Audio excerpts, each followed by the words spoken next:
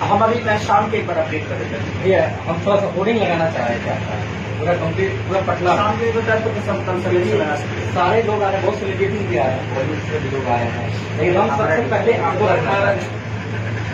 सबसे पहले भैया आपका अलग बात है, चूंकि हम लोग और हम आपको बहुत ऊपर रखना चाहिए। बोले थे खबर आपको कम हो रही ना। अगर आप पहले कर सुनिए माजी करा लिए हमारा शादी का बता रहे शादी आज शाम को था मैं यहाँ पे। वो बोला कि संदन ने थोड़ा सा शूटिंग पे हमको एक दिन में पासपोर्ट चाहिए।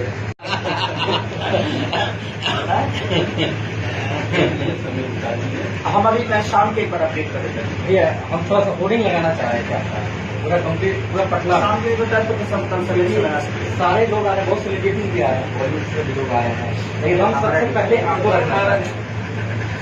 सबसे पहले भैया आपका अलग बात है, चूंकि और हम आपको बहुत ऊपर रखना चाहिए। बोले थे खबर आपको कम हो रही ना। अगर आप पहले कर सुनिए माजी करा लिए हमारा शादी का बता रहे शादी आज शाम को था मैं यहाँ पे। वो बोला कि संदन ने थोड़ा सा शूटिंग पे हमको एक दिन में पासपोर्ट चाहिए।